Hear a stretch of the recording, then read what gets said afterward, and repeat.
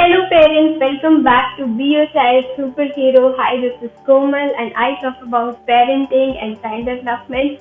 Some tips that are going to help you to make your child smart, confident and independent.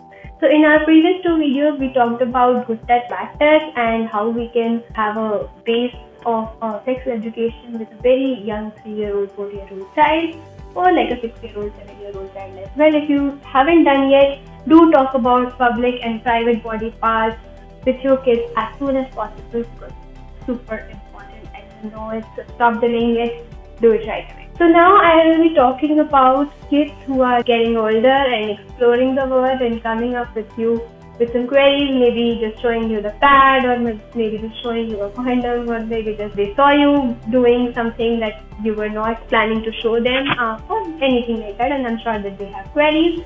So firstly, I will recommend and request parents to not wait for kids to have queries and come and ask you that, how is a baby born or things like that. So if you already know, in your 5th or 6th grade itself, we have a chapter called reproduction. We have a chapter called in chapter. We have fertilization and all that. And kids start having queries right there. Yes, I'm talking about a child who is in just 4th, 5th, 6th grade. They are watching movies, they are watching TVs and they have doubts and queries. So like I said, as soon as you teach them body parts, even a 4-year-old child, don't skip the body parts, the private body parts like we do that. We skip talking about penis, we skip talking about vagina, breast, hip. No, these are also body parts and we have to stop shaming them as soon as possible.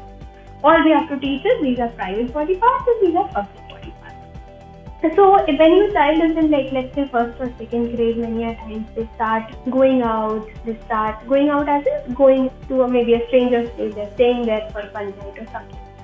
So as soon as possible, it's good time to talk about their, like I said, private body parts, public body parts. Similarly, private people, intimate people, close people, then we have social people, then we have strangers. You can simply define people in 3 circles and you can talk about, with your child like that. Like me, mama, papa, we are your personal circle, we are your intimate circle and you can talk to us about anything, okay? You can change your clothes, around me as well. So you can start teaching like that. Then we can also tell them that who is their social people, like let's say teacher, their school guard, their principal, their friends, family, relatives. These are your social people.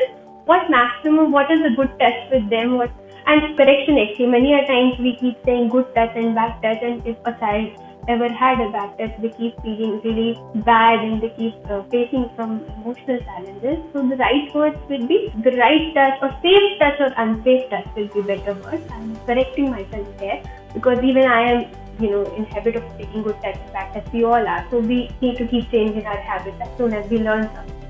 So unsafe and safe touch we will say. So you can teach your child that there are 3 circles: intimate circle, social circle and strangers, right? So in social circles, they come teachers, relatives, etc. And we can talk to them about what is safe with them. Like let's say handshake is safe with them, doing a high five is safe with them. Maybe sometimes the teacher can give you a casual hug as well. If you feel so, you safe. If you don't feel so, you can always say no to them. So we can always start teaching no as soon as possible at the right age. Then there comes the stranger circle, like let's say a person that you don't know or very very far relative or something. If they are touching you anywhere and if you feel unsafe, so that's called unsafe touch. It's very simple. Keep your words, keep your sentences as simple, as truth as possible. Don't try to fake it. You don't have to tell them cartoons always to teach them something. Sometimes you can always do a real talk with them. Yes, you can do a real talk with a 5-year-old child as well. So now you will have to teach them that if there is some unsafe touch, what will you do? Teach them that you will raise the alarm. You will come to mommy, you will come to daddy, or you will come to teacher or principal, to any safe contact that you feel around you and tell them that I felt unsafe. Now you have to tell them whatever happens is not your fault. You can talk to me about anything.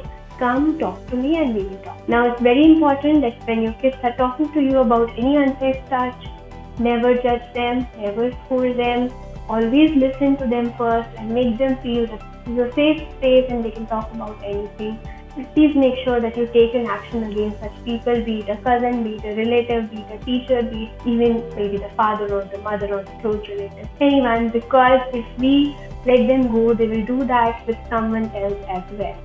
So let's start this education about safe and unsafe touch as soon as possible at the right age. All the best. If you have any queries, feel free to ask me in the comment box.